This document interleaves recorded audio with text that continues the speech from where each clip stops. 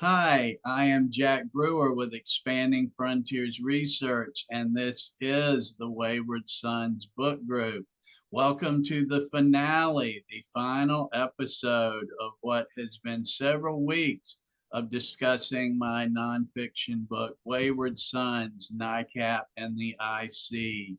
In tonight's episode, I'll be reading the closing thoughts from Wayward Sons, and then I'll be encouraging the participants to share their closing thoughts and related ideas as well. We will also be discussing upcoming program and events conducted by Expanding Frontiers Research as part of our August celebration of 4 years since having incorporated. So we're celebrating our 4-year anniversary in August, and we'll be talking more about upcoming research directions and opportunities for you to benefit and be involved. Find the links in the YouTube video description for the events as well as the reference material we'll be discussing tonight.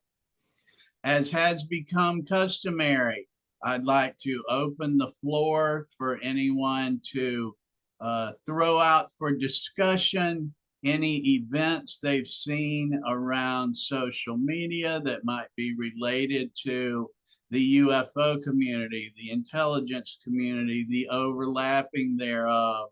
What types of interesting things are you guys seeing out there this week? I have not seen much in the not UFO space. Where once in a while, I've not seen much in the political space this week. It's been a quiet week. Yes, there's always a lot going on with politics, and then sometimes it overflows into one special interest group or another. Steve and Jeff are gonna laugh. Yes, there is, of course, yeah, drama related to the topic. It doesn't feel really like worthy for the conversation, but albeit this is if this is today's NICAP, so we might as well put the modern lens on it. You have a content creator who's calling out named UAP Gerb. I don't know if you know who that is. If you don't, he's a YouTuber that pieces together government secret programs and puts a UFO legacy program layer on it. Called out Lou Elizondo for being a dubious pick for possibly a UFO czar or UAP czar position in the White House. So unfortunately, this does have real world consequences, but it looks like reality show drama. And it is because it's on national media. So it's pretty wild how it's come across, but essentially the claims are UAP Gerb says Lou Elizondo is not fit for this role, and it would be a disaster if he's picked. And now there's I don't know, a divide in whoever you fancy is your favorite personality. That's the update on I guess most recent news or buzz that if you were to hop in social media that you would likely run across. And of course, Elizondo has responded in kind, alleging Gerb is not to be trusted and makes stuff up and doesn't have sources, and eventually he'll get what's coming to him or whatever. And yeah, and we all know that Luis Elizondo is big on sources and verification. Oh yes, oh yes. Unfortunately, Gerb isn't either, though. But he gives this is a sneaky thing, though, is he does that whole highbrow intellectual presentation, and it's very impressive. He gets a lot right in terms of names of organizations and their connections. However, it is based on the assumption that Leonard Stringfield's crash report, status report 7, is an actual thing that happened, and it has to do with the Dulce base. So it's like a conflation of lore into pretty darn good production value, and I have to give it to him. His YouTube videos are really well done. I can't say well researched, but like the guts of like what it's based on, the skeleton of it is pretty good. And I can understand why people would spend 3 hours watching them. They're all very long. They're all feature films, more than feature films. They're like 3 to 4 hours long. But the problem is that he looks legitimate compared to Lou. And the problem is that he's based on just dubious ufology lore. And it's like, if you took the phrase, if this was true, this sounds pretty good. And but no one accepts that premise. They think that he has sources and he's onto something, he's on the inside. And I think he does too. I don't think he's disingenuous. So that's my opinion on that. But that's what makes it more confusing, is he's really selling the mystique of it because he's playing, I think he thinks it's real. That's why I think he's actually one of the more dangerous kind of useful idiots in this topic, is because the people that don't know any better, they think it's brilliant research, and it's because it's just presented in that way. But as kind of pointed out, he basically starts off with a pre-existing belief, kind of like, I call it QAnon style research. They kind of already believe the conspiracy theory, and then they go and dig through government documents to find whatever they think supports their belief system.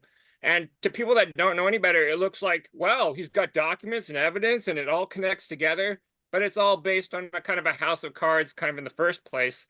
But it's something that people buy into because it's well produced and put out there.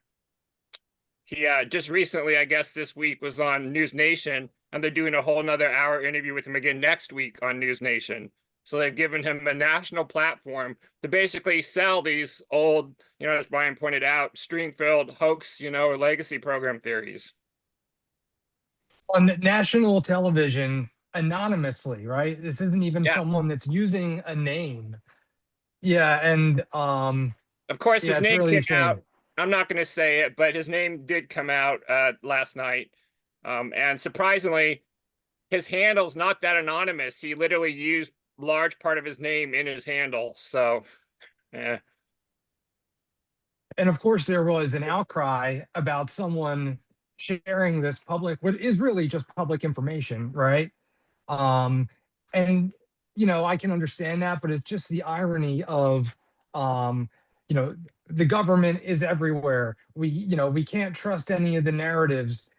But then someone who's completely anonymous is saying the narrative that you believe is true, and you trust it without anything, and you'll fight to keep that that person's right to remain anonymous. And it's just like, what about the transparency and the disclosure? And if you're going to go on national TV and make these claims, you think you'd be transparent enough to stand by them with your own name, instead of going up there anonymously.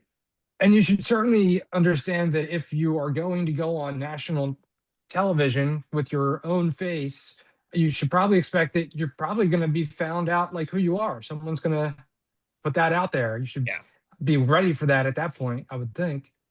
Yeah, that sounds like very peculiar methodology, to be kind.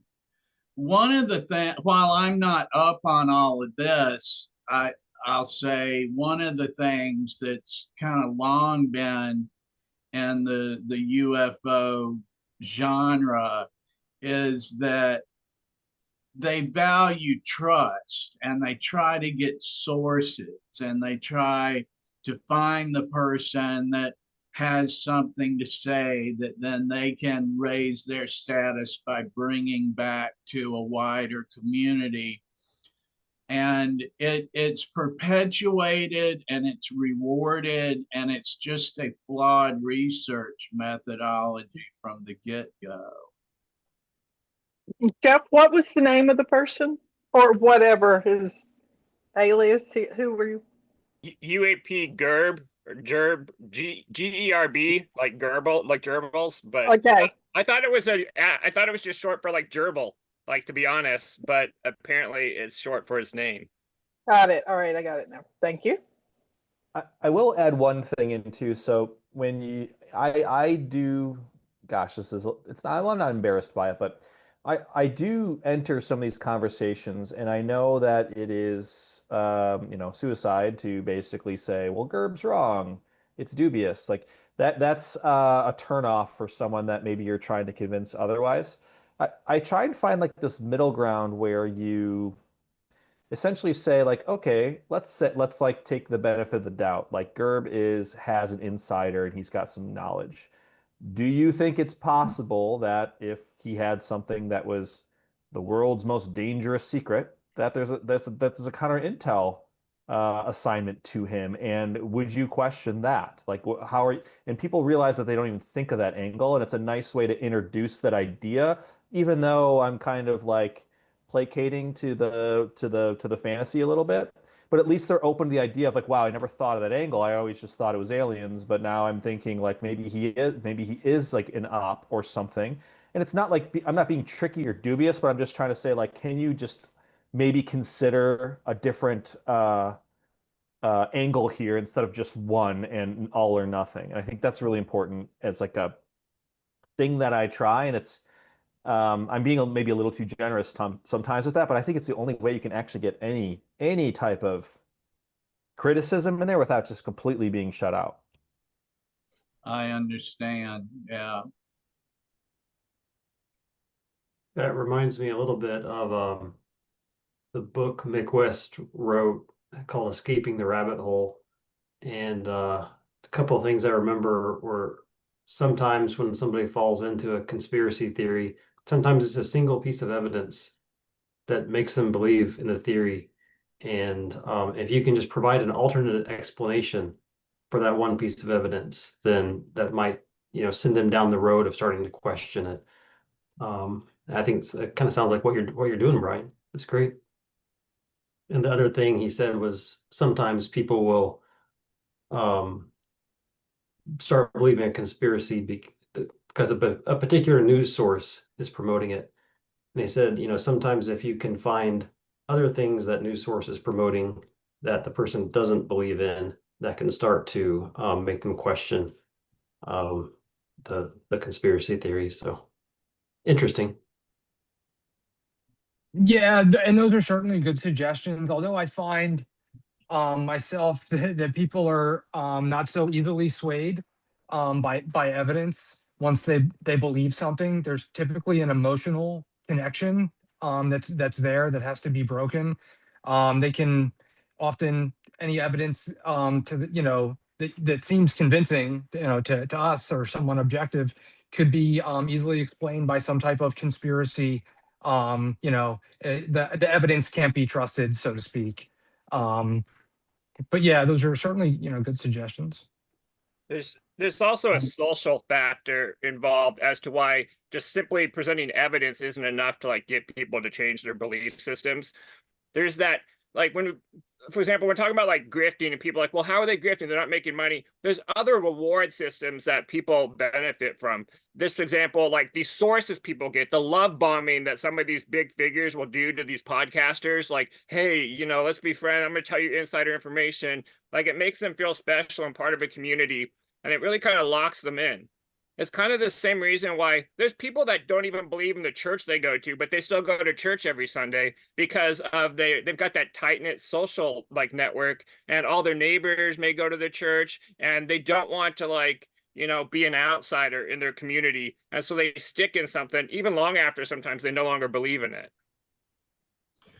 Thank you. Rachel.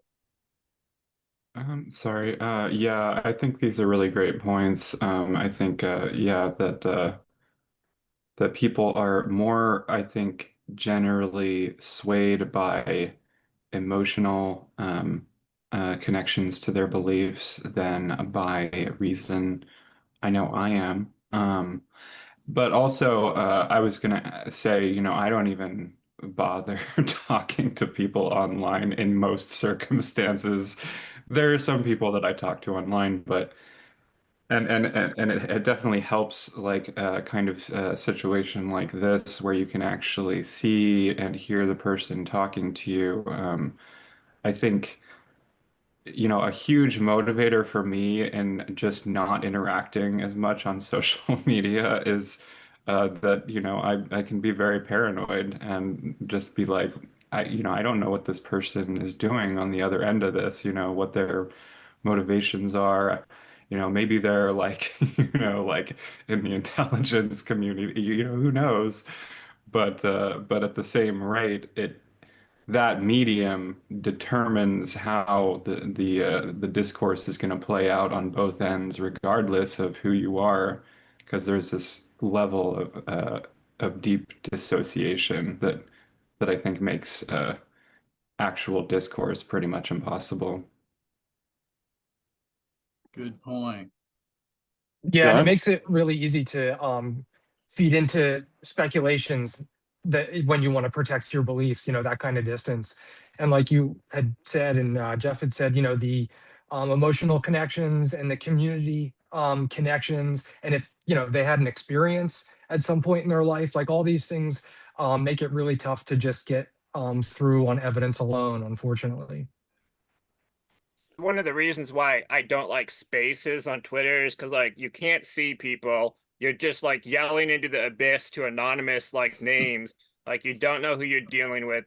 And it's easy to get that separation. There's a famous meme based on a study they did with dogs, right? And they have one dog and there's a glass kind of like pane between the two dogs. And when that glass pane is there, the one dog is just viciously jumping on it like he wants to kill the other dog. The second you open the pane away, the dogs are calm and friendly because when they actually have to, interact, they're much less aggressive. Yes. Yeah, well, that's true everywhere, I think, now in our national life. People are members of tribes. They're not interacting. They don't belong to the same organizations. They don't consume the same media. Um, it, it would just really be nice. I'm making a joke, of course. It would just really be nice to get all these folks together and go bowling, or do something communal together that is not ideological and is not and to get to know people personally, so that when you look at the person, you just don't see what it is about them that you agree with or don't agree with. Over here is John. It isn't, Mr. Cryptid, or on and on and on. But as I said, I see this everywhere. We're the country is fragmented and everybody sticks with their own. There's very little mixing. And a lot of the organizations that prevailed, let's say in my dad's day, the veterans organizations, the Masons, the Elks, all of that business, that's all frayed and fallen apart to a very, very great degree. There are very few, it seems to me, any more common spaces for people to just come and say hi. And and maybe I'm naive, I probably am naive, but it would be nice if we could get back to that sort of situation and then start discussing our policy differences or whatever. And I think the animus a lot of the animus and the emotion would not be there anymore. It would just be people talking to one another. And maybe I don't agree with you at all, but now I don't think you're a monster, and I don't hate you, and et cetera. I think you all get the point. It would be lovely that if we could all be doing this, like this Zoom, for example, with the other side. But as Jack mentioned, there are just people, and we all know them and have had experience with them, that you just can't talk to. They have their truth, and that's that. And there isn't, if you could have angels descending on clouds and they wouldn't believe, if it contradicts their convinced position. Yeah, the first qualifier is people have to be discussing in good faith. Yeah. Yeah. That Yeah. they have a common goal of at the least desiring to be understood and being willing to understand the other person, even if Yeah. they disagree. Who else would like to share? I was Well, just going to So I Go was ahead. just going to say that's something again Mick West talks about in his book, is that there'll always be a class of people that you'll never be able to reach. Like nothing you're going to do is going to convince them, and you have to accept that. And that's kind of the approach I take online, is that I know there's some people I'm never going to reach, and that's not the people I'm doing it for. In fact, sometimes when I'm replying to someone, I'm not even doing it for them. I'm doing it for the other people that may see my reply and may actually learn something from it, because I know I'm not going to reach everyone, and you can't expect to reach everyone. Yeah, like we had some stuff come up last week we were discussing that was just a matter of find the source and find out who's remembering it correctly and who's remembering it wrong. And I had mentioned, when I think I know, I don't double check. So like I thought I knew, so I didn't need to look.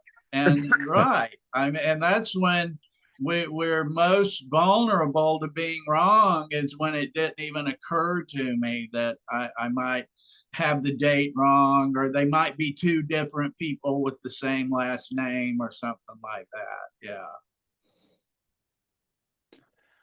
Yeah, just to piggyback off of what Michael was saying, there's a book called Bowling Alone by, I want to say, Charles Putnam. It might be a different name from that. I know his last name is Putnam, but it's a book from about 20 to 30 years ago that basically goes through and shows the decline of various different types of community groups, such as bowling teams and different clubs and groups and fraternities and all that sort of thing from the end of the World War II through, I think, some point in the 90s.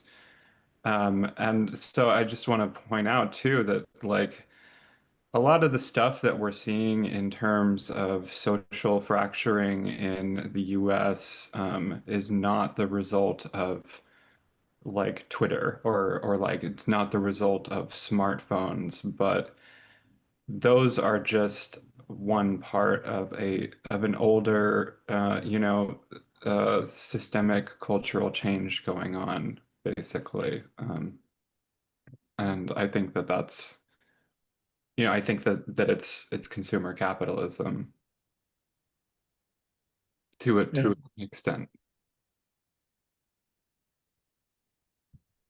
And it takes a person willing to go, like if you're going to stay, want to do things in your community.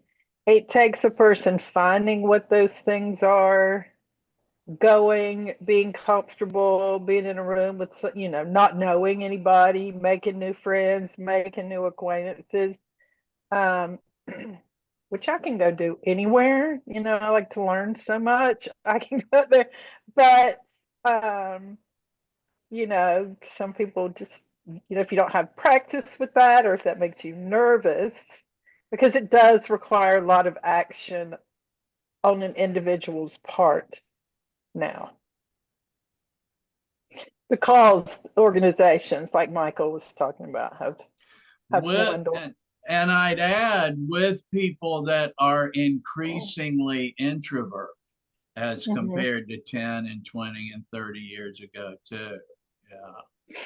Yeah, I think it takes like it's always taken effort, but it takes a lot more effort now. Because I feel like, if you were on a city street on a summer afternoon in like the 1950s or the 1960s, people would be coming up to you and being like, "Hey, do you want to do this kind of thing?" And you'd have like flyers and places to go to find things to do, and that kind of stuff. It just doesn't exist now, and so it's so much more challenging.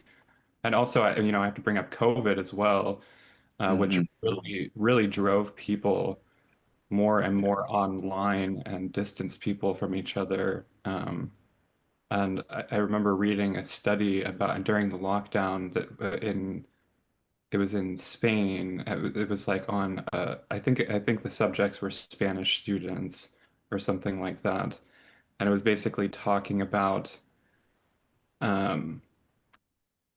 how it was basically trying to show that paranoia and delusions and things like that increase in this kind of population that is under lockdown. So anyway. Yeah, I know. Even as problematic as MUFON is, I used to enjoy going to the physical meetings every month and actually interacting with people in person. But since COVID, it's all Zoom. Like you can't even, there's no more even physical meeting people like to discuss UFOs, which is kind of sad. COVID's kind of really destroyed what was remaining of, community groups. Yeah. Yeah, I was active for many years with a UFO paranormal study group based in Hamilton, New Jersey, and they had been that's in Central Jersey. Uh, they had been organized and together and meeting for 30, 35 years. There's a possibility that they were the oldest continuing organization, UFO organization of this type. And they basically hit the rocks with COVID, meaning that what they a group that at its height would get 40 or 50 people for a monthly meeting just kind of disappeared with COVID. That was that. And the other reason, I mean, to be full, to give full explanations, also because a lot of those folks, and I would include myself in this, were aging out of this of this kind of activity, and no new blood was coming in. That is, I don't want to blame young people, but I think that young people, however you want to define that, are not the kind of joiners that my generation, my boomer generation was, and we were not the kind of joiners that our dad's generation was. So this has been a decline over time for all kinds of reasons, and I had to laugh. Um, um, I think it was Jeff who brought up the fact about people going to church who didn't believe it anymore. Um, I saw that happen with this group, with this UFO group, because what would happen is that people got so happy about attending the meetings and then going out to the diner and on, that that became really their focus. When we tried, some of us, to update this group and to bring in more substantial speakers and more substantial presentations, we got pushback. The pushback basically was, we don't want to hear all these facts. You know, we're here for a good time. We're here to hang out. And I mean, that's legit too. But it's just amusing. Once upon a time, especially in what you might call small town America, the question would be, what church do you belong to? Because you see, everybody went to church. One church, you see. Now, of course, the question is, why do you go to church?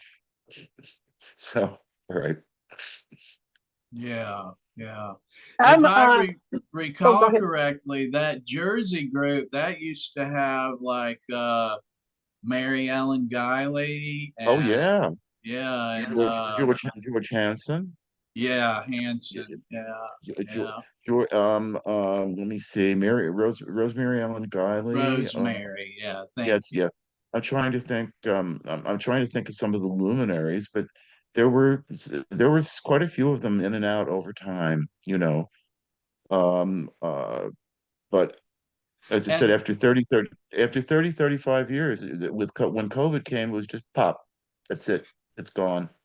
and like you're getting at too, one of the things that happens with people that like over their lives are presenting their research in a group format is they change their mind about things. And Yes. so then it's like, well, yeah, I did write that, but I don't really put a lot of stock in it anymore, which is kind of interesting too. That like it Leah Haley, it just changed what she thought was going on over time, and a group like that would give people an opportunity to see that in real time and to know those researchers. And then we had something called UFO Updates List that was one of the first internet listservs, and it made these people accessible at the stroke of your keys, that you were reading their paperbacks and you were seeing in documentaries and you were seeing being interviewed, or you were seeing be the keynote speaker at the annual symposium, and you were literally able to exchange emails with them and ask them questions. And like Jeff used the analogy about the glass between the dogs, UFO Updates List became very confrontational between researchers and people arguing. It was an opportunity to like go into the UFO public sphere and call someone out and state your case and have it out with them. And it was very useful in a lot of ways, but it was part of that evolution away from having to go to the regional meeting, the monthly meeting, or the annual meeting, and able to just do it from your home computer. And you know, you gain some things and you lose some things. Yeah, the drama existed long before UFO Twitter, guys, like the UFO Updates List. And even before that, back in just correspondence letters from the 50s, I mean, people swearing each other out, like just like saying awful things about people. It's always been there. Yeah, yeah. Well, I want to bring up Tanner's UFO group too. I think that that's really cool that something like that is happening, even though, you know, I don't think that it's something that most people have the resources for. It seems like it's a very curated experience, but still extremely cool. And I wish Tanner was here because I bet he would have a lot of interesting things to add for sure.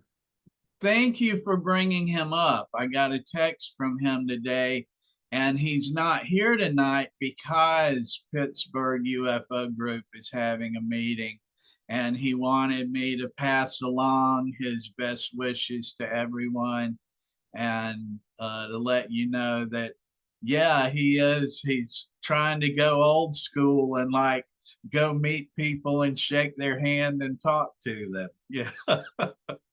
Yeah, well, you know, I've wanted to do something like that for a while. I tried to start a UFO group like I want to say 3 or 4 years ago in the local area, and it wasn't a good idea because I was getting the wrong sorts of people pretty quickly, getting the wrong sorts of people attracting their attention. Wow. Yeah. I Yeah. just gave up.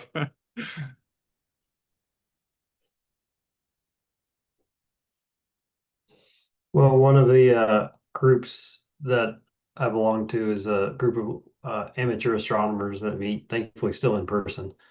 And every, we have our own book club where once a month we meet to discuss a book. And I think early next year it's going to be my turn to pick a book.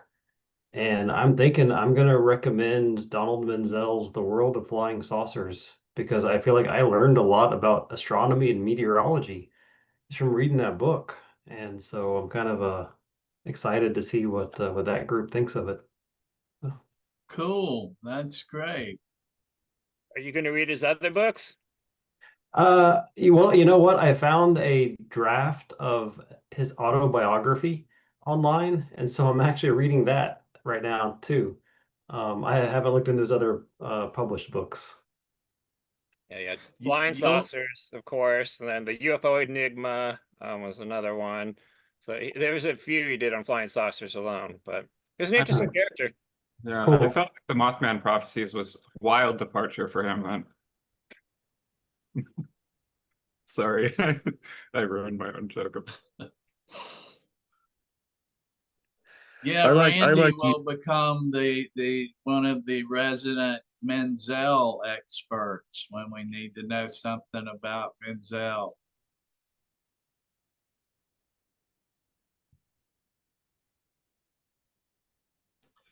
Well, I will go ahead and read closing thoughts and then be thinking about what you might like to share or points of interest that you might like to bring up as well. Closing thoughts.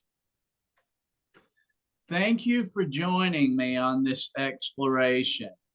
Your time and attention are appreciated. Such journeys are destined to remain ongoing stories, even though the subject matter is relegated to the past.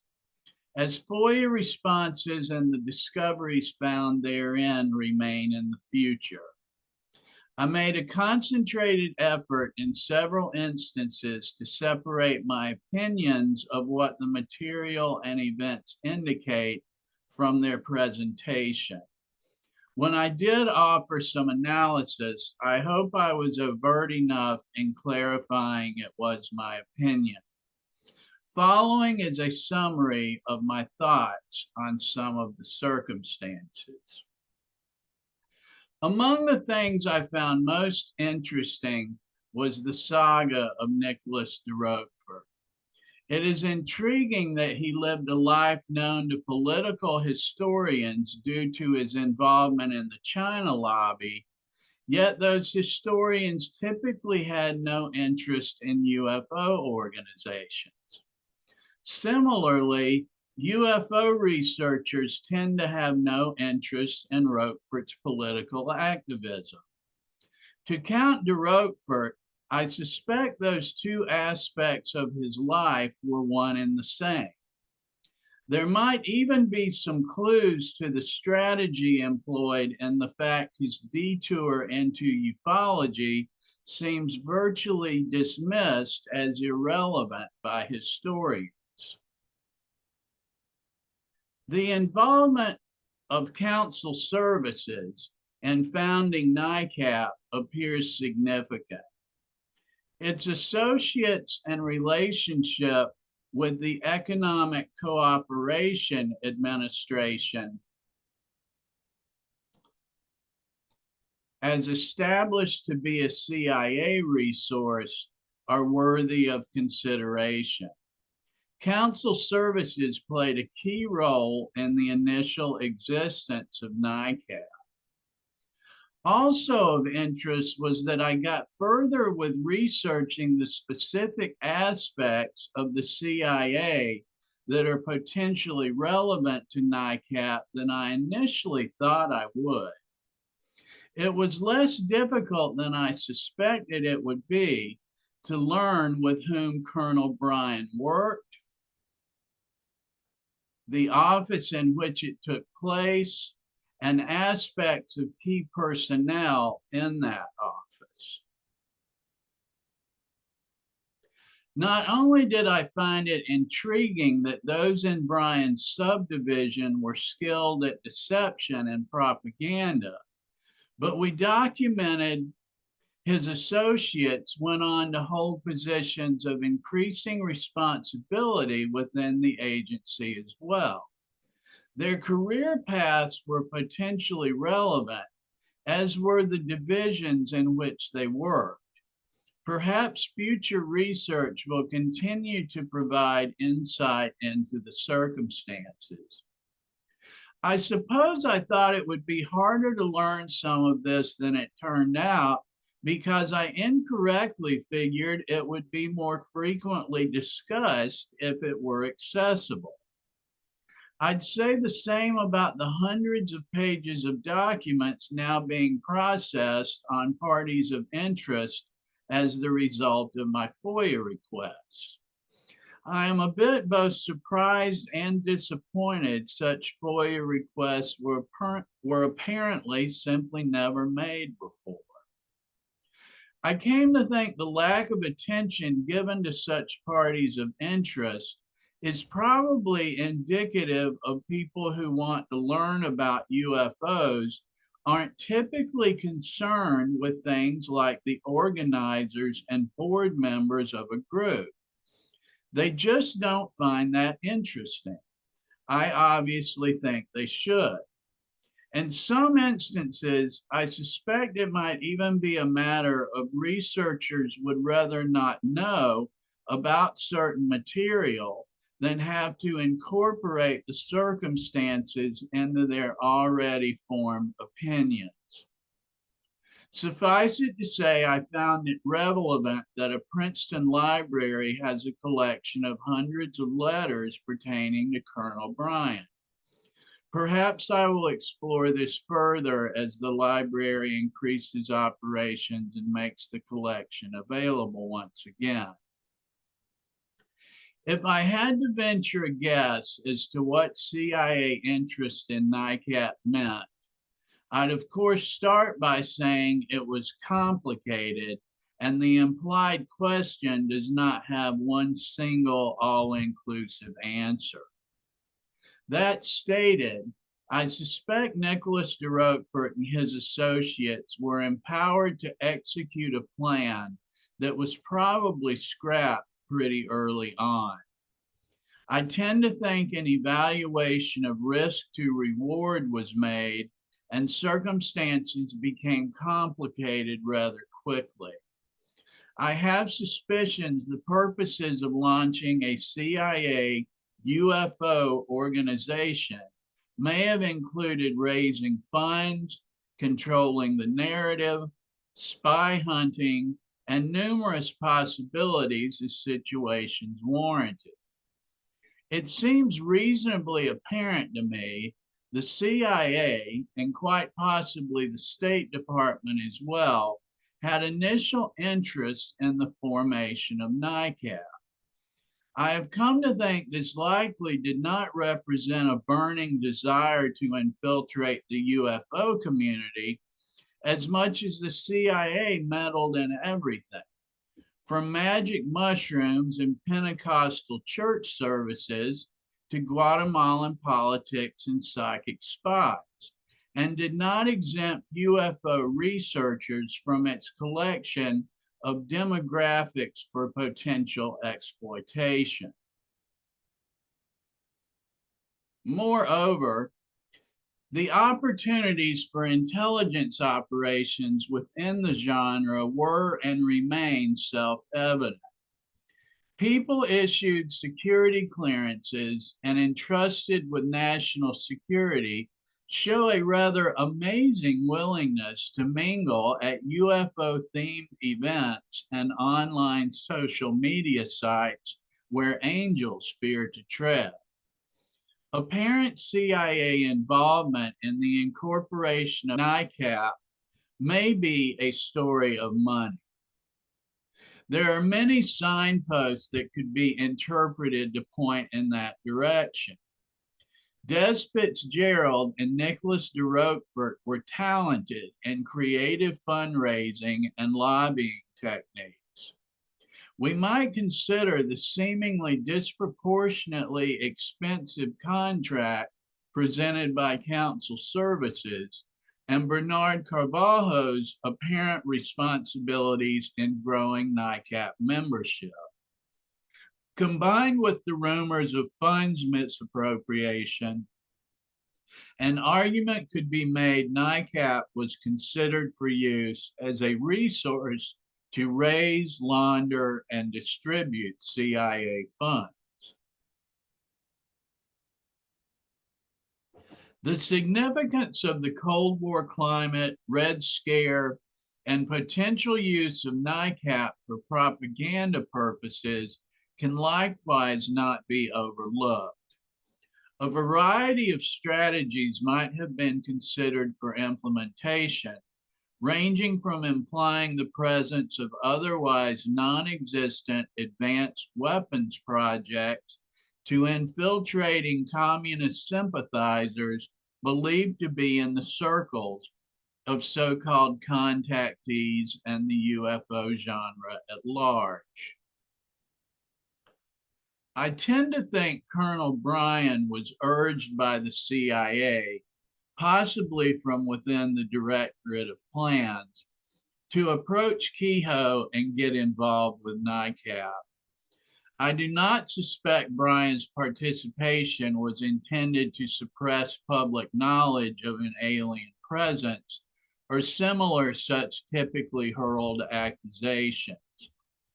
I think it more likely the agency wanted to keep a finger on the pulse of an organization it created. As is the case with any project, advantageous opportunities might present themselves over time, and in Brian, a man was in place to identify and put such opportunities in motion, perhaps not unlike Carlton Alsop's role in Hollywood. It is, of course, also possible Brian was simply interested in UFOs and believed the things he said about it. I just happen to doubt it. I don't envision a man with his experience in the intelligence community would have identified such behavior as a productive way to proceed if that had been the case. I was unable to conclusively identify exactly how Major Keyhoe got mixed up with this crew in the first place, and that bothers me a bit. I don't find it entirely suspicious, at least not as compared to individuals like de Roquefort and Carvalho, who apparently had no existing interest in UFOs, but I would have liked to know for sure.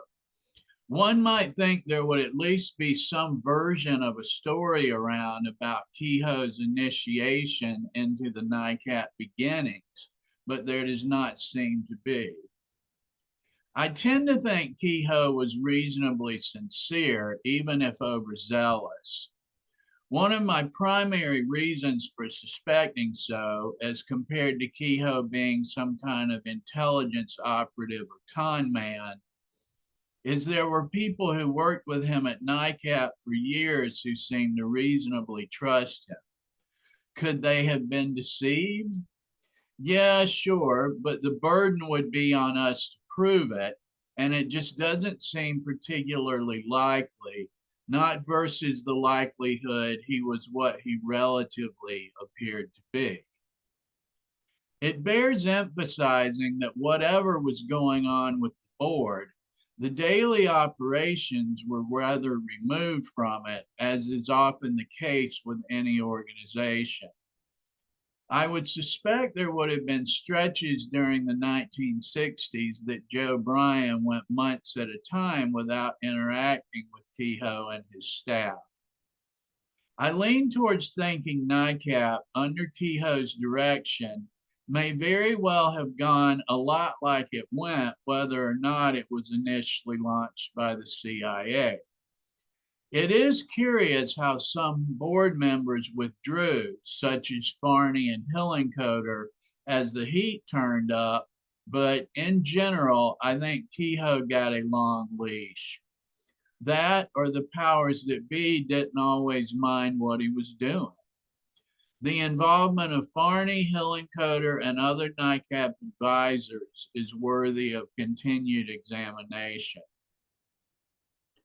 However much we may minimize potential intelligence community involvement during the 60s, there is no getting around how the org evolved at the end of the decade. While the termination of responsibilities of some key personnel, including Keyhoe, may have had nothing to do with the CIA, the fact remains agency associates were involved in negotiating the terms of the situations and maintaining NICAP for years afterward. I find it beyond comprehension this would organically happen if the CIA had not held a specific interest in ensuring the timeline of the org was not left to chance.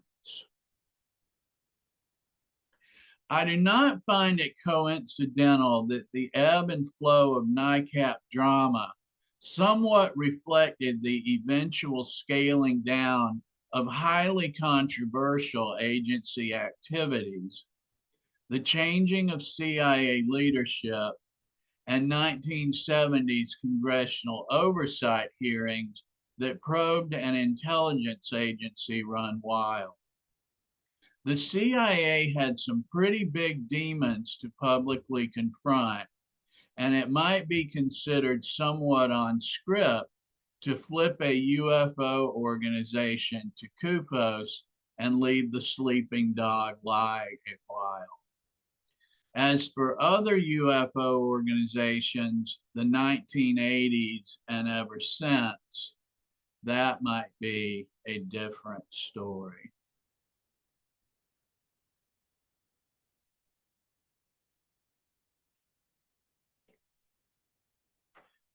Thoughts, points of interest, or other comments encouraged? What I found interesting was the potential that PR was involved with some of these guys like Kruckman and Nicholas de Roquefort. They were very involved in community organization and propaganda and stuff like that. Yeah, de Roquefort was the top of his field at the time. He was very successful in lobbying movers and shakers in Washington, and being credited with being the creative genius behind the Committee of 1 Million that was considered the most influential and wealthy group in the China lobby, which was considered the most influential and wealthy lobby in Washington. Is just fascinating that, and then he wanted to help a UFO organization. Yeah.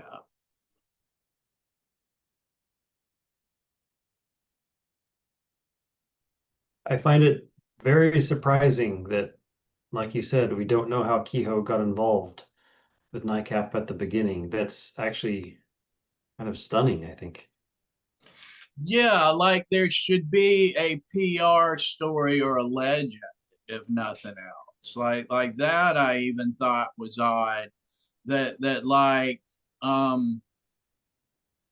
EFR is gonna have a sound bite of how Erica and I started EFR.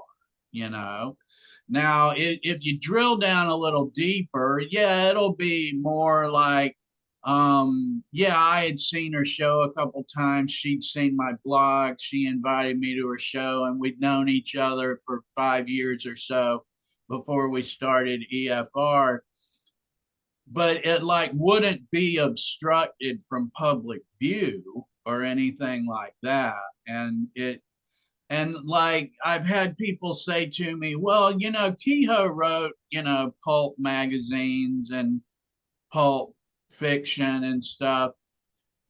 And I'm like, well, yeah, so did hundreds of people, and they weren't running NICAP. Like, I understand, like, he showed an interest in the topic, and we can place him in the topic. But somebody somewhere at some point said, I've been going out to Clara's farm, and we're meeting at T. Townsend Brown's house. Why don't you join us? And there doesn't seem to be documentation of that. I think he's an ancient vampire, or actually, no, I think Keyhoe is the Swamp Thing. Gargoyle Keyhoe. Yeah, he's a gargoyle. He's a water spout. He is the deep state. Well, am I remembering right? Keyhoe. Wasn't Keyhoe buddies with Helen Coder? Yes. I mean, could it be something just like that? Like, well, that's the story of how Helen Coder got there. Oh, okay.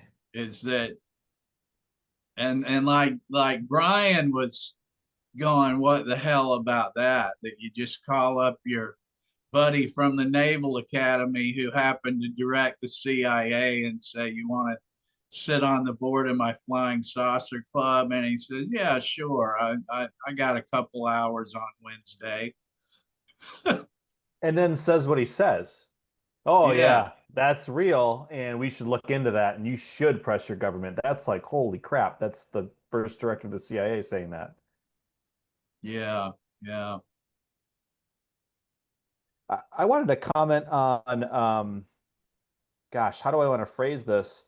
It is amazing the credit the CIA gets for either being elusive or like not documenting or being, and Jack, this you'll love this, like immune to FOIA or any accountability, and the FBI being the one who is often investigating things that like the CIA is up to that they don't know about. And it makes you think about like, is that happening today? You know, I don't know why it's off the top of my brain, but like the New Jersey drone incursion, like the FBI investigated that, but it could have been a CIA thing. And it's not like they all meet and say, we're going to do this thing, because it's actually kind of brilliant if it's in my brain the right way, that a foreign adversary would look at it like, oh, they're taking this seriously because the FBI is investigating. That is mind blowing to me, that back then that's just goes to show like whatever like smoking room they were in devising a plan for something, and that's how it went down. It's kind of brilliant. I that excited me in the work, and I'm sure you saw that because I think you've mentioned this, Jack, that like you got more information about the CIA from the FBI than from the CIA. I definitely have learned more about the CIA from the FBI than I have learned about the CIA from the CIA. Absolutely. Well, a lot of this, Rachel's comment about paranoia, right, and delusion. I'm going to jump on that basis. There's a Russian word, maskirovka, um, um, which I think which I suspect in my own paranoid world is a lot of what's going on here. Start with the idea that that we have a secret that we have to protect. Um, we then go out and we sow all manner of information all over the place, true, false, whatever, simply to keep the waters permanently muddy. I think that not only did that happen, I think it continues to happen. Um, we of course, the pearl in the paranoid clam is the idea that there is this secret, which we don't know. I don't know that that's the case. I suspect it's the case. I can't explain why government agencies and government people have behaved the way they have over the last, well, 70 years, um, on this subject without this idea that there is somewhere a secret, the big secret. Uh, I and where was I going with this? I don't know. But that's one of the reasons why you don't know what the left hand, what the right hand does not know what the left hand is doing, on and on and on, because it's rather than have a counter narrative, have several dozen counter narratives, right? And Yes. have people and have people like us chasing these rabbits down these holes because they again paranoid right, they don't want us to find out what is really going on. And so therefore I've taken a keen interest in something that does not have not really emerged in fringe because it's more personal. But I've gone back and into the origins of the Tsarist Okhrana, which in the 19th century was the Tsarist government's secret agency. And they invented so much of what we now know to be modern spycraft. A lot of the stuff that spies do as a matter of course today emerged out of Petersburg around the year 1900. or earlier, 1890 even. But that's where you come up with, as I said, this word Maskarova. This is a technique that the Russians invented, that they employed, and was then picked up increasingly by other national intelligence services. I also think it's amazing. It goes to show you what a baby the United States is, 100. that we really did not have a CIA until 1947. I mean, we'd already fought 2 world wars without a coherent intelligence agency. Well, apparently, yes, we did. And it was that lack of coherence that led the Truman people to say, we're going to take the OSS and we're going to do the right thing, especially now that we're facing scary USSR and then Maoist China. I'm just rambling, but I want to come back to Maskarovka. That's one of the reasons that we're all sitting around scratching our heads. That's what they want. It isn't that they want us to stop talking about this. They want us all to talk all streams of crazy and sensible at the same time about this. You know, I'm sorry if I interrupted you. It's interesting that that happened, you know, around the same time as the steerable balloon panic in 1891. It's probably a coincidence, but you never know. It might have been maybe the Russians were using balloons back then to freak people out or something.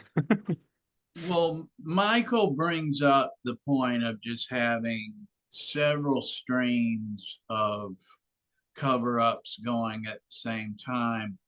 Yeah. And one of the things that's really challenging about coming at the personalities that are presented in this book is that it does not do justice to talk UFOs about a group of men that had such complex and distinguished careers and other things that don't typically get attention. And one of the things we've discussed a couple times over the past few weeks is the work of Dr. Jeffrey Kay. And he and I shared some interest in human rights and things like that, and I appreciated his work and already had a familiarity with him. When he writes me one time and he's like, what the hell would this Joseph Bryan guy? Because he's finding him in all kinds of references to him in bacteriological warfare. Bryan knew the pilots. Bryan advocated for the pilots in Korea that were taken hostage.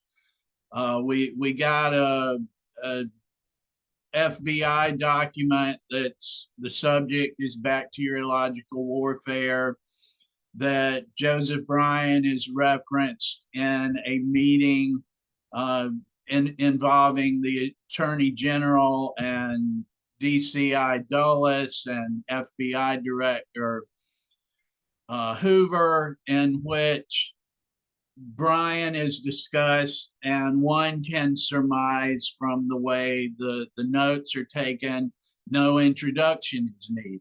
Among this group of men, all have a familiarity with Joseph Bryan. And it just does not do it justice to say, yeah, he was a CIA asset and a psychological warfare expert. To like summarize it to that before we go into his UFO activity it's just difficult to even describe how little is being stated about the work of Roscoe Hillenkoetter, Joseph Bryan, Wiedemeyer, General Wiedemeyer, that we're going to have more coming out about that in the coming weeks as well, and his involvement in deception operations. I anticipate hearing more about that. And it is a lot. Sometimes you really just don't know what to make of it. All you can do is document it, and people are going to believe what they want to believe. They'll make of it what they want to make of it. But these are very distinguished men with extensive CIA and intelligence histories that could be debated whether they're honorable or not. They considered themselves to be, and at that point in history, they were considered to be, that for whatever reasons, the UFO community was one of the many things their adventures and trade craft drew them into. Michael. Yeah. No, I was going to say too that one of the things that may be standing in our way of really grasping what was going on with these guys is a cultural and generational shift.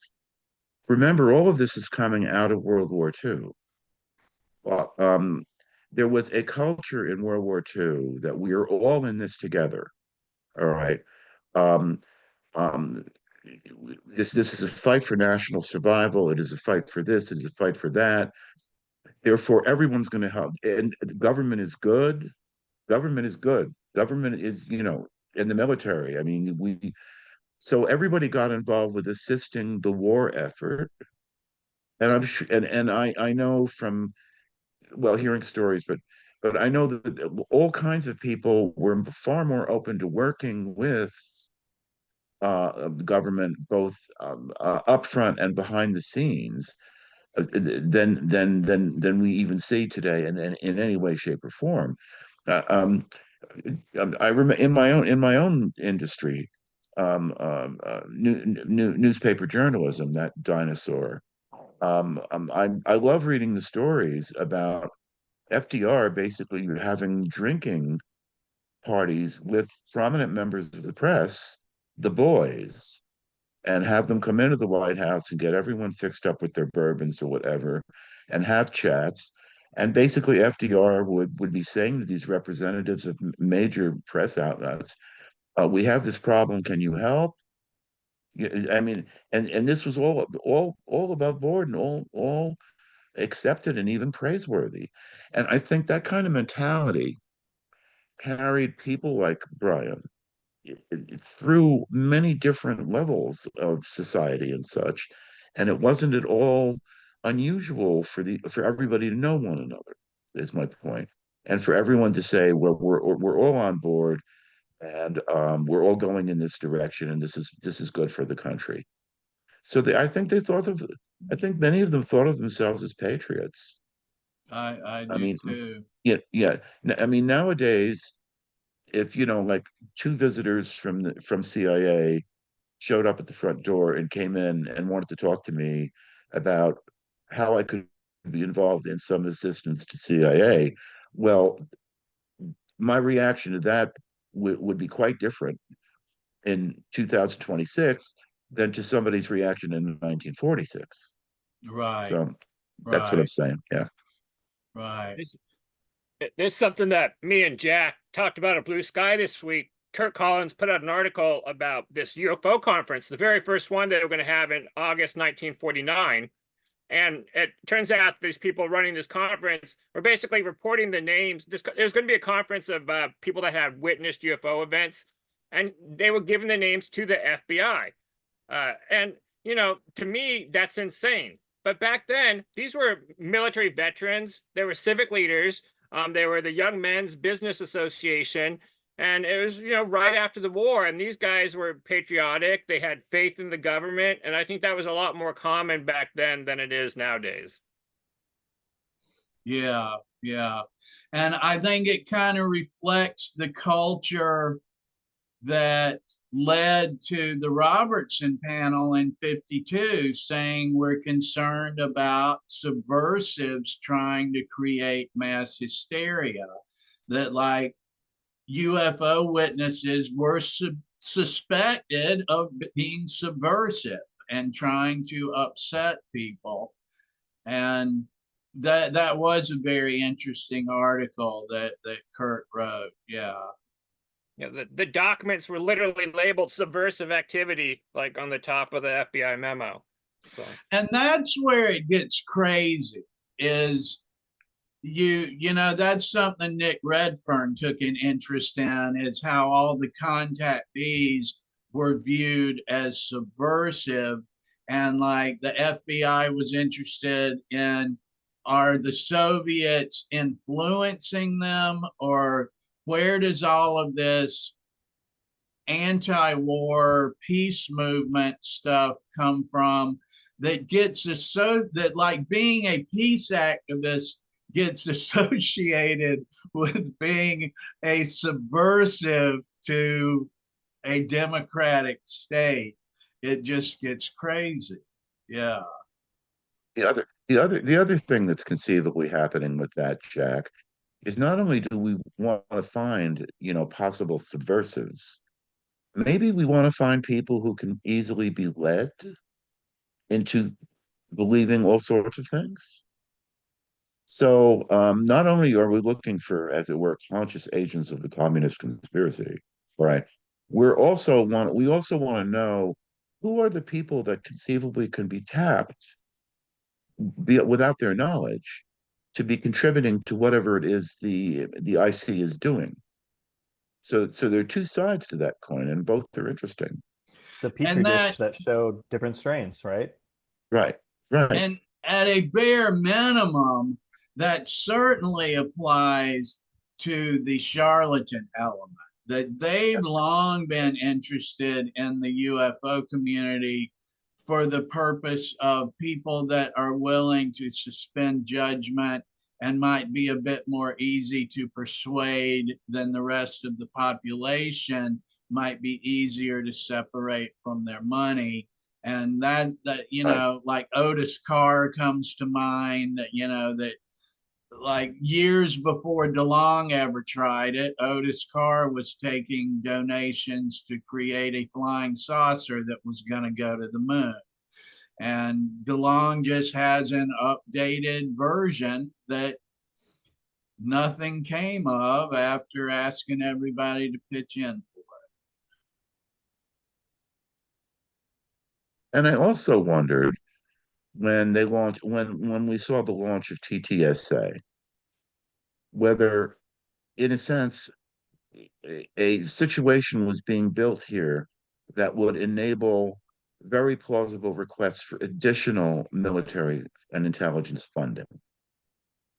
Yeah, we're going to have a situation here where we're going to bring people to believe that there is some question whether we have any control over the skies, over the homeland, yada yada yada yada. Well, yeah. Yes, I think it's all of the above. If there would be a segment of the intelligence community, of the military, that doesn't care what the public believes or doesn't believe about drone incursions or UAP or anything else, it equates to more funding is needed to research and defend against this. And that would be its only interest in that. Yeah. I think it's all of the above, all of the points that are getting covered. And I've been thinking just within the past week or two, especially. Now I'm 76, and in my lifetime, how many trillions of dollars have the American people spent on defense? I mean, we're now going for a 1.5 basically trillion annual budget for the military, for the IC, for Homeland Security. You wrap all of that up, and it's getting up into 1 point something trillion a year. Do we feel safe, folks, guys, ladies? Exactly. What are we buying here? Where is the money going? Right. if we're now into a real interesting situation with Iran, and we're running out of weapons. What? How is it possible with all that money that we don't have more missiles and munitions that could possibly be used ever? All right. So all of this just makes me like really scratch my head. Um, uh, but it's conceivable. A friend of mine told me that there was concern in high circles of military and IC that the gravy train might come to an end, that Congress might actually get serious about looking on and on. So we've got to build cases for why we need money and we need more money. Yeah. Whether this is the case or not, I do not. Do not know. This is complete speculation, but it does make an odd kind of sense. It's still I'm still astounded that the American people have not woken up and began asking the kind of questions that I just put on the table here, which is, yeah, well, what do you need the money for? Right, show us, you know. Yeah. Yeah. The crazy thing is, we don't have money for things like free college for our kids, or for free health insurance for our citizens. But we could pay for all of those things for a fraction of just what they're increasing the military budget this year. Exactly, yes. Like, Yeah, that's exactly almost true. nothing compared to just what we're throwing at the military extra this year. Right. And listen, I would be the last guy to argue against this if I felt that we were facing a threat and a genuine existential threat. All right, and if the country is literally facing that kind of threat, well, then, accounting be damned, spend the money, defend ourselves. But we're not. And instead, we're falling apart basically for reasons that have to do with the USA, not with Beijing or Moscow or Tehran or any of that. And So Michael, with the head of the Department of Defense, wanting some journalists, okay, wanted to put that in quote, in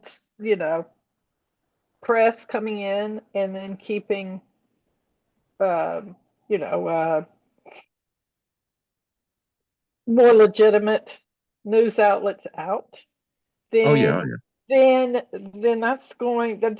that makes me think, oh, we're going to find there'll be less we know about how the money's being spent. Yeah. Well, the right-wing media is just going to wave flags and Oh, yeah. and USA. Now I'm sorry, I will cop to being, I think, as patriotic as any of those people. Absolutely. Right. And but there has to be some accountability. There has to be some. I mean, I don't know how many years ago Congress basically mandated that the Department of Defense had to balance its books. All right. Well, they have yet to do it. Years have passed, and they still don't have that, and they still haven't done this. So, I mean, who knows what the hell is going on? Then there's the worry: does anyone know what's going on? Yeah. Well, it isn't too, the way this comes out of a UFO discussion is because the UFO topic at its core is inseparable from the military and the intelligence community. It's inseparable from the United States intelligence community. Yeah. And so if one is going to ask the relevant questions, it's going to lead them into an overall government and military accountability discussion. And that's one of the things that repeatedly does not happen in the UFO genre. And I feel like that is even weaponized to some extent, that we'll hear people say that this is bipartisan. Let's leave politics out of it. And I argue you can't leave politics out of a congressional hearing. Like by nature, it's political, or it wouldn't be happening. Yeah. And Donald Keyhoe, I mean, they stand on his shoulders whether they know it or not. He was a lobbyer. He was not a UFO investigator. He was a talented PR man and a lobbyist, and he was effective at it. Whether I respect it or not is another issue, but he was effective at it, is why we're still talking about him in 2026. Yeah, I really agree with this point that the UFO topic is not politically neutral. And I think even if you have academics, saying like, well, I'm not, approaching this from some sort of political point of view, I've become increasingly skeptical of any scientist or academic in the humanities making such a claim. UFOs are not ever a politically neutral topic, like not in any context, I feel. I agree with that, and especially if they're making that kind of statement or inference while on Tucker Carlson's show. Yeah. Well, but also I see a lot of academics. I've read a lot of. I don't read a lot, but the papers that I've read about UFOs over the last few years, there'll be this kind of framing of like, I'm just sort of approaching this topic naively, and then they will immediately start making ideological claims that have strongly ideological implications behind them. And, it could be that the authors are naively doing that, being influenced by someone else, or that they actually know what they're doing and they're being a little dishonest. But in either case, it's very problematic. Yeah, and you really have to know more about the socio-political history of UFOs, I think, if you're going to be working in the study of UFOs in religion, for example. I agree. Jack, I think you said this once before, but can you explain why you chose the title Wayward Sons? Yes, thank you for asking. In spite of that, I knew it would remind everyone of the band Kansas and their famous anthem. I chose that title because as I continued through breaking down Joseph Bryan's crew, I got into these wealthy families that often there would be like the third person that has their father's and their grandfather's name. And they often seem to be struggling to establish their value in the world and their masculinity and their place in America. Like there was the Hugh Troy, I think was his name, that was the big practical joker. Like he got thrown out of Cornell while his dad was on the faculty. You know how bad you got to be to get thrown out with a parent on the faculty at an Ivy League school? And then, of course, there was Pinky Thompson, that his father was a war hero and had a ride up in time and was associated with the OSS and was wealthy.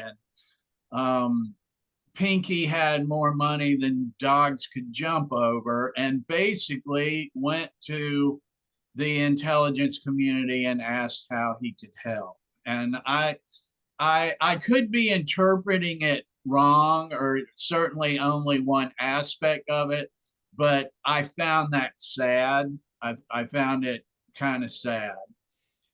And of course, there's Joseph Bryan III. and they seem to be struggling to find meaning, to do things that were meaningful.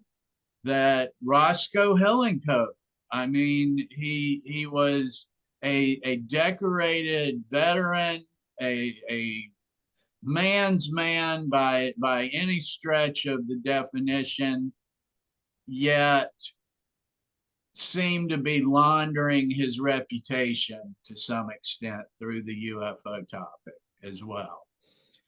And so not just them, but then there was the other side of it too. There were the self-described experiencers and the people that seemed to be looking for meaning and something more to life, something to make it richer and more meaningful through a search for UFOs.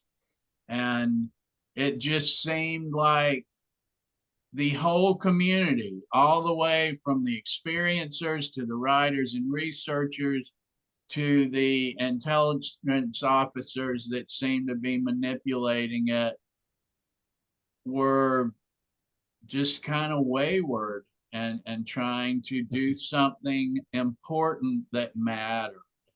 And that seemed to be a common denominator.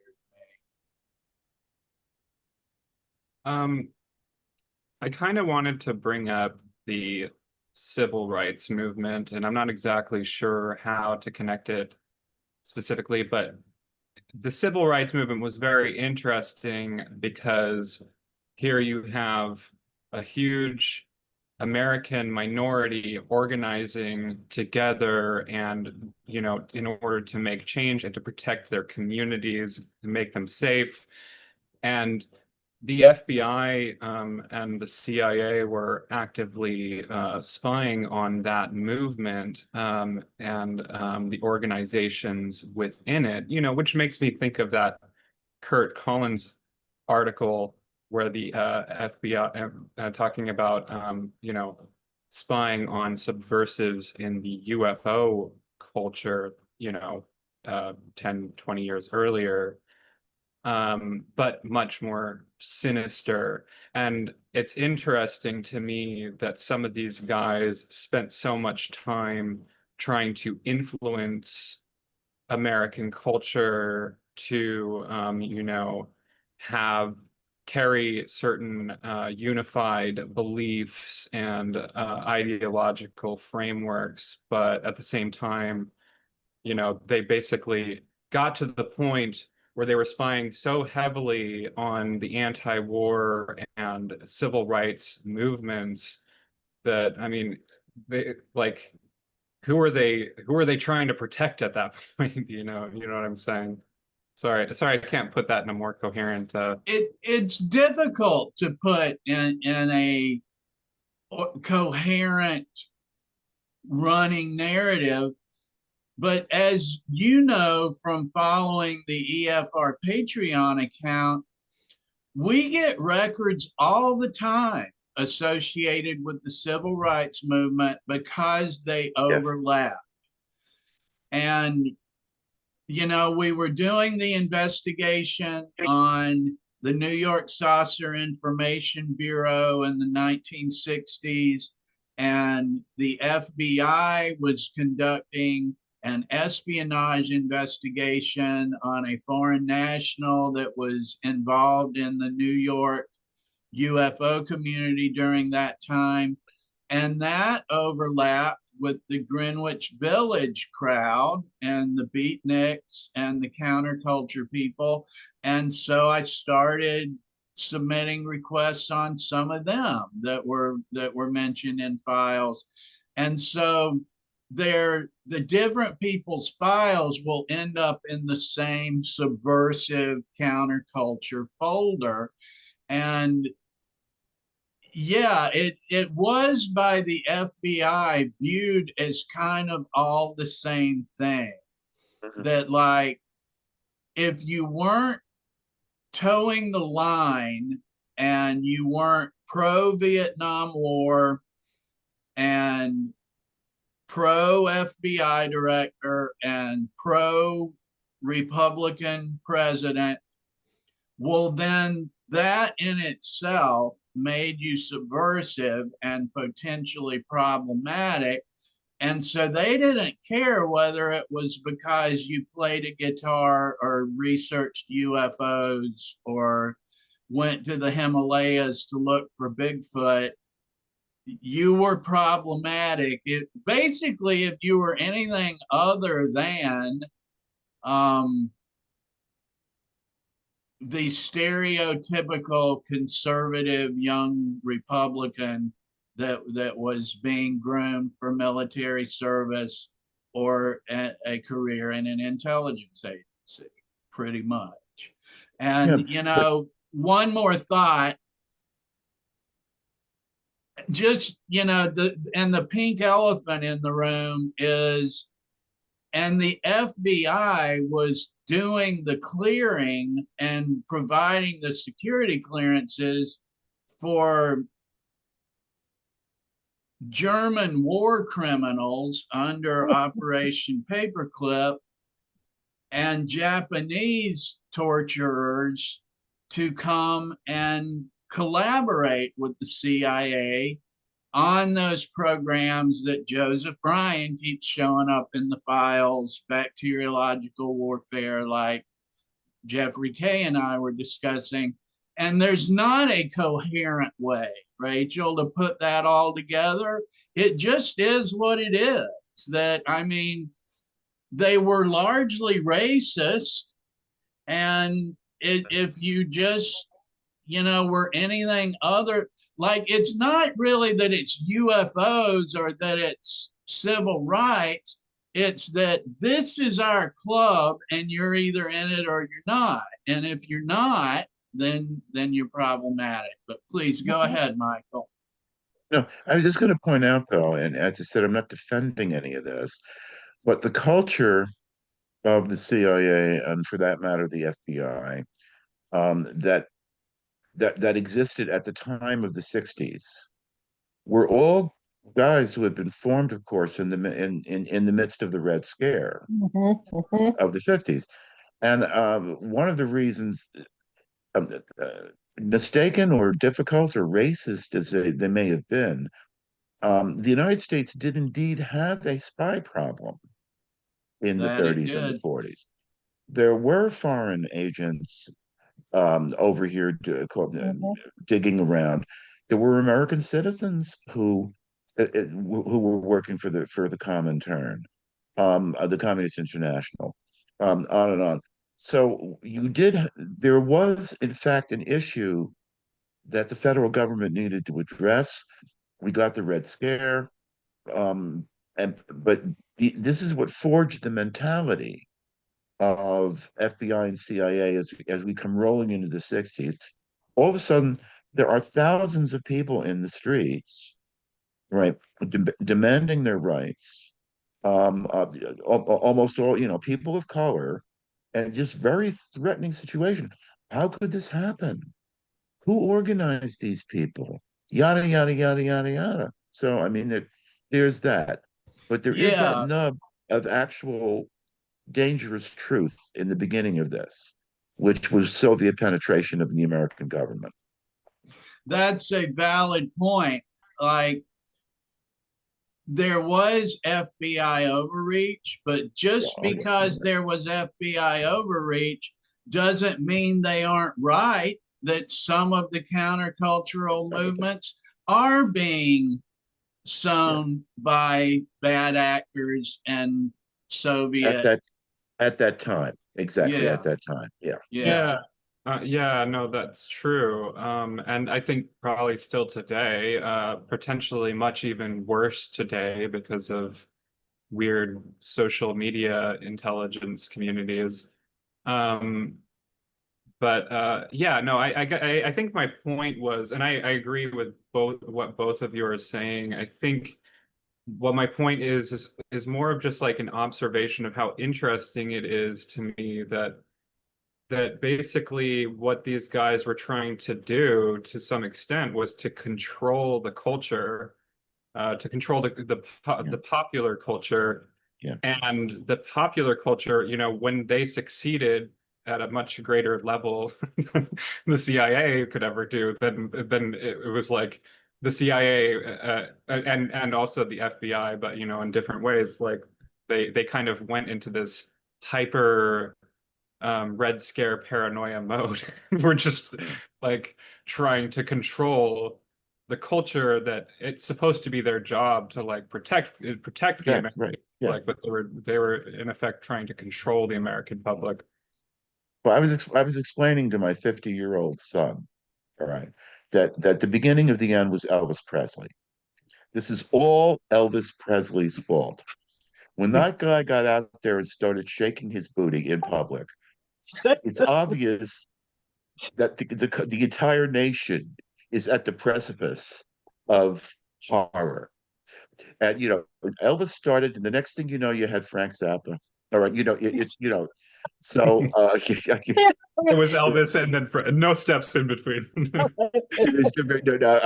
just saying it is when you get right down to it, it's all Elvis. So that's all I have to say on that subject. Michael, I'm from North Carolina, and here it's everything went terrible when they started selling alcohol on Sunday. Absolutely. Yes. That's right. That's yeah. Sharon, you'd probably be amused.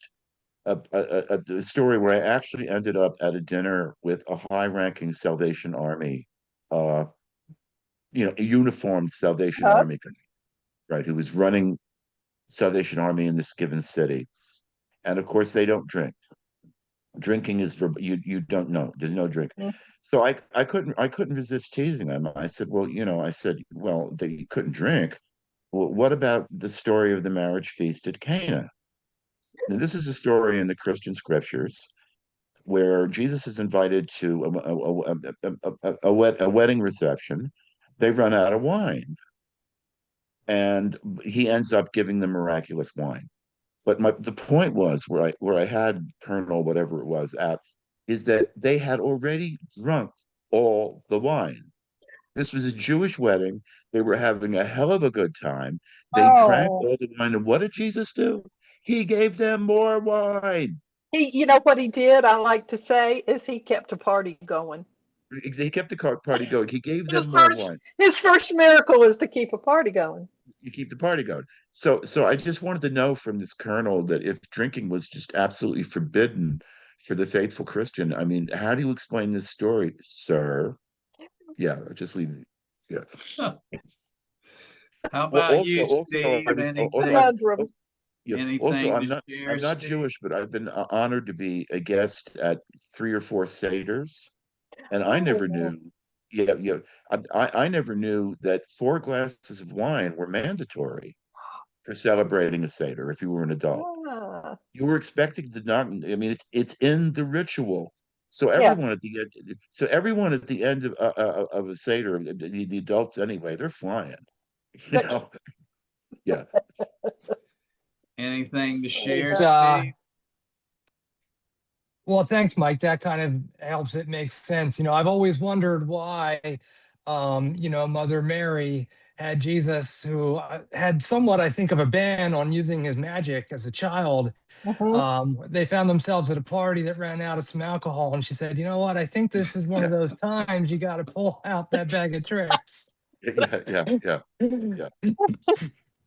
So as I said, he tells her to be quiet. Yeah. Sounds like my mother. How about you, Randy? Or Steve, go ahead. No, I appreciate everybody's comments. And for me, I think it's as we were talking about, Helen Cotter and General Wiedemeyer and others who were very high up in the world of deception and intel. And they were very publicly involved with this group. And it just brings me back to something we touched on last week about this possibly being something that was devised, at least initially, to catch the attention of our adversaries for one reason or another. Jack had said, that the goals probably changed very quickly. And I think that that's probably correct. And I, just my own speculation, but as I look at the present day and say TTSA, I feel like there's a lot of similarity there. And again, I feel like the goals changed and altered, I think, quickly with that too, within the first, year or so. I don't know what they were, but it seems like they went down a different path eventually. But yeah, but the lobbying, fundraising, all that kind of stuff, so many similarities to what we see going on today in the topic. Yeah, that's an interesting point you bring up too, that and to look at like what happened with NICAP in its first 90 days or so, that it went through a couple different directors and 3 treasurers, and DeRochefort and Carvalho left and council services left, would leave one a certain impression that something didn't work out, or that it did, they changed the plan or something. When they come at it from a perspective of it's a UFO group or it's an investigative group. But you bring up an interesting point, Steve, or you make me think about, it's possible that whatever they intended to do had already worked by January of 1957, and all of them went on to their next assignment. That's possible as well. Yes, yeah. Well, also there was that period when we were developing the hydrogen bomb, because of course the atom bomb was simply not, I guess it just wasn't doing the job. So we're developing this, and we were the only one who had one at that point, but yet we needed a bigger one. So we got the hydrogen bomb. Now I know from my reading that this drove the Russians absolutely nuts. They were, and I can understand that. I don't blame them. I think it's possible that there is some explanation with all of this UFO stuff, starting with in 47 and rolling into the mid 50s, that some of this may have been used just to scare the Russians and put them off the track of are they building a bomb? Are they doing this, or are they doing, what are they doing? But they're doing something scary, you know. So I think that you could call maybe some of the early UFO stuff a screen operation in order to hide um, actual technical developments that produced the hydrogen bomb, and which the Soviets incidentally ended up stealing, you know. So they evened the ledger again. They found a way. What was I going to say? Yeah, but Like you say, the spies were a serious threat. The right. Rosenbergs, and they did steal the plans. Yeah, but as I said, they wanted to keep UFOs, to keep Russia on its back foot may have been part of this. Yeah, thank you. Randy, do you have any final thoughts or comments? Well, one of the questions the book raises is, what did the CIA start NICAP? And I think that, from what we read, it seems very reasonable that it may well have. It also seems pretty clear, like NICAP didn't have like the full weight of the CIA behind it. Like there was at one point we read about some other organization that was a front for the CIA, and it was like people were getting bags of $75,000 of cash and anonymous donations and stuff like that. That's Where do I sign up? Yeah, right. It's kind of what I envisioned of if, the CIA really wanted NICAP running, that kind of thing would be going on, and it didn't. But then just in general, I think one of my takeaways is just how important it is to understand like the wider context of the era in which you're studying. Like, like uh Hill and Code are making wild statements about UFOs. Like, you could take that at face value, which I think I did earlier in, in my younger days. But now it just really makes sense that when you look at the wider context of what the CIA was doing during that decade, and it might have influenced, there might have been an ulterior motive to some of those things. So I think that was just one of my takeaways, is just kind of understanding, especially with Roquefort and starting the China lobby. All of that seems highly relevant, but you don't understand that if you just focus on the UFO aspect. So that Yeah, was all of that I found very interesting and enlightening. thank you. Thank you. And Brian, do you have any final closing thoughts or comments? Yeah, I have a question for you, Jack, and it's, I guess, like maybe a good little way to end it is just what do you wish in your work that you could either carry on or answer? Or do you have any, like, I know you have your final thoughts, but as you've like finished your book and then you've reflected and had FOIA responses and you've had discussion, what do you want either continued from your work, or what kind of revelation would you hope for, I guess, to help complete your thought experiment on this? I have tried to find more council services contracts with USAID and the agencies that were absorbed by USAID, and that's been unsuccessful. I'd like to see more of what kind of activity they had, and get a wider sample of what was standard operations. Like, we know they represented Amos, we know they represented Townsend Brown and NICAP. I'd like to know more about that. And like and we know that they were contracted by the Economic Cooperation Administration, which was an arm of the CIA. I'd like to know more about what else they did and what else can be found about them. And it's very difficult to find, which makes me think it's relevant. I also would like to know more about the people like Wademeyer that and Brian that were involved in both propaganda and deception, and specifically what, like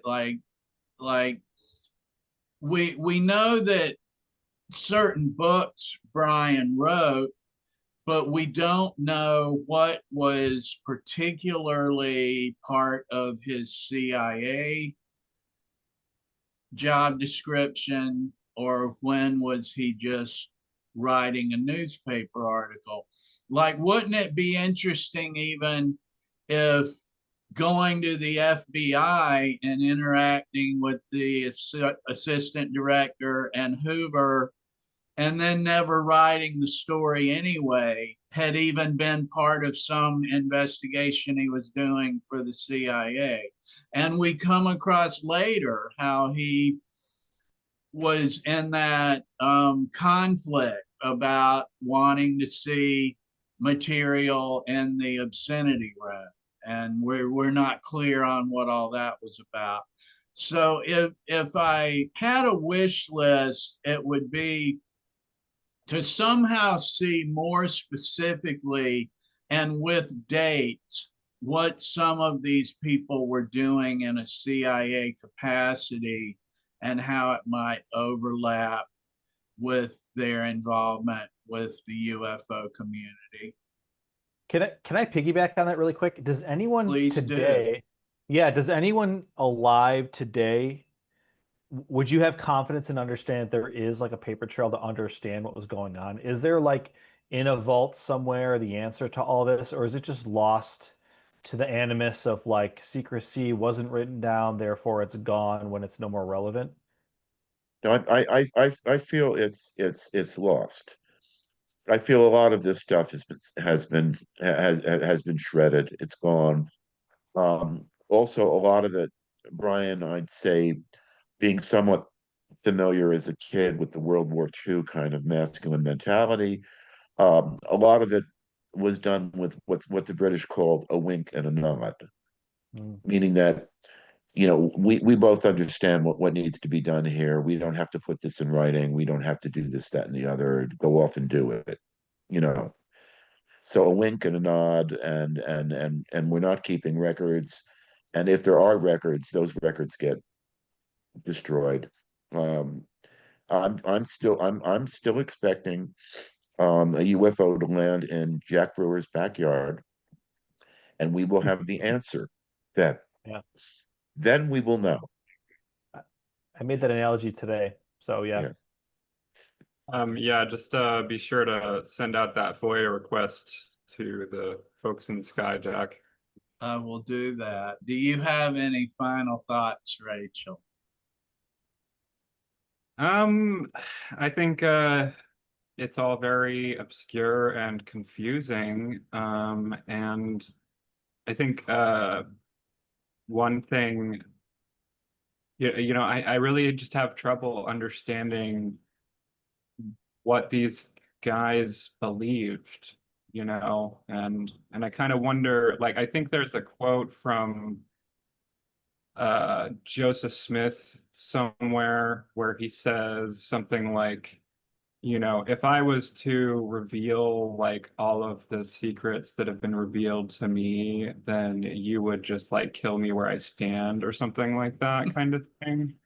And and I feel like which applies a lot around the UFO topic, but I think it might apply in this case too, where it's like the CIA and the intelligence community in the US during that time period felt like they had like godlike responsibilities or something like that. That they had a level of ethical responsibility that is not normal to the human status. Yeah, there's a section in Hank Albarelli's book, A Terrible Mistake, about the death of Frank Olson, where he had an exchange, if I remember correctly, with Sid Gottlieb, the MK Ultra director, which is meaningless as far as accuracy. But it is interesting what Gottlieb said, that he asked Gottlieb if the CIA took an interest in UFOs, and Gottlieb said something to the point of, I don't know, I wouldn't have been read into it, something like that. And he was like, I think they're interesting. What they are, I don't know. I just leave it at that. And Albarelli asked him, do you think the CIA left it at that? And he said, I doubt it. And I thought that's probably an honest answer. That's probably pretty honest. I doubt it. They didn't leave anything else alone. Why would they leave that alone? Yeah, it's true. Interesting. Sharon, do you have final thoughts or comments?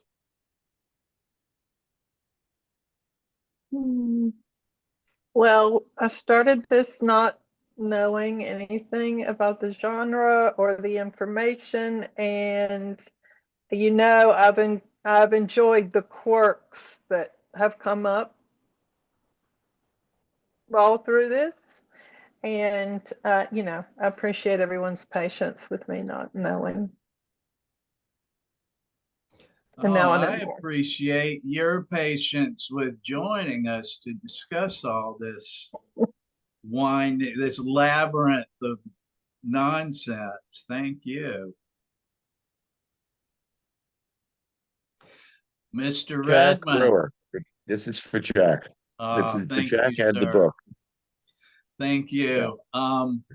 And although this is the finale, that it's far from the end, we are planning on a number of things for our celebration in August, starting with Friday the 7th. Erica Lukes and I will be doing a discussion on her YouTube channel, UFO Classified, and we will be discussing more about what will be coming up in August, as well as the previous 4 years of Expanding Frontiers research. We're also going to have a group discussion in August, similar to this, based on the Netflix documentary, American Conspiracy, The Octopus Murders, and records we have obtained from the FBI and other sources since Allison pointed out to Sharon and me that we should watch that documentary. So I will be giving you a link to the documentary, and follow EFR on Bluesky or watch our Patreon account for the records that you'll be able to review. I recommend watch the documentary, review the records. Then I will be announcing a date in August that we'll meet like this to discuss the records and the story. And if you're already on the list, like you guys already are, you don't have to request to be put on the list. I'll just send you an invitation. Anyone that's not already on the Zoom invitation list will need to reach out to me and get in touch. Email me. You'll find my email in the YouTube video description. But follow us on Bluesky, follow Expanding Frontiers Research on Bluesky. Get yourself a Patreon account at Expanding Frontiers Research, and you'll be being given all of the information about upcoming events. And we're going to have more programming and interesting discussions and interviews throughout August. So that's just a start. Me and Erica will be on Friday the 7th, and we'll be having a discussion about the octopus murders and Danny Casolaro and his FBI files in August that you'll all be invited to. And we're going to be having more information coming about events in August. So thank you all, and thank you for being a part of this journey. And did I get to ask you, Jeff, did you have any closing thoughts? Anyone else with closing thoughts? I just enjoyed the book group. It's given me a chance to read through the book multiple times over the last couple of months. But yeah, I think now mostly everyone else made a lot of great points, and it's an interesting question. I think a lot of the things we've talked about can be true. I think the CIA was obviously involved in the formation of NICAP, but I don't think NICAP was obviously their idea wholesalely. I don't think the people involved in NICAP that were really doing the UFO work perhaps were in the know of whatever reason the CIA might have co-opted them for some time period. And I think as people later on at NICAP pointed out, what did it really matter as far as they were concerned? What did it matter if the CIA was involved? As long as it didn't infect their investigations of UFO cases, as long as it didn't bother the UFO world that they were concerned with, they didn't really care about the CIA people in their orbit. So I think it's hard to say what really went on with NICAP, but I think a lot of things went on with NICAP. Like, I think Keyhoe was a true believer as far as that goes, and like was in it for the UFOs or for whatever reason. I don't think he was like an operative for like the intelligent assets. But at the same time, like I say, you can't deny the CIA's involvement and all these interesting characters that decided to show up for at least part of NICAP's history. Yeah, and it does become complex that it doesn't seem like that there's an argument to be made that their presence and their involvement didn't have anything to do with UFOs. Like we really don't know why they were there and what they were doing. Yeah. Who else? Any final thoughts? I just also wanted to mention that I am working on this interview that I did with Michael Redmond, and it should be available before this video goes up, but I had some technical issues during the editing, so hopefully I'll have it done before this video goes up. Thank you. And that will be Rachel and Michael Redmond on UFO Sunset, right? Yeah. Yes, yeah. And Michael talked at great length about his experiences with the strange. I think it's definitely worth a watch or listen. Thank you. And thanks to all of you watching and listening at home. Find all of these episodes in our YouTube playlist, as well as on the EFR Patreon. And be sure and follow us on our social media accounts to find out more about the Expanding Frontiers Research 4-year anniversary going on, a celebration throughout August. So thank you again. And this has been the finale of the Wayward Sons book group. Yeah. Yeah.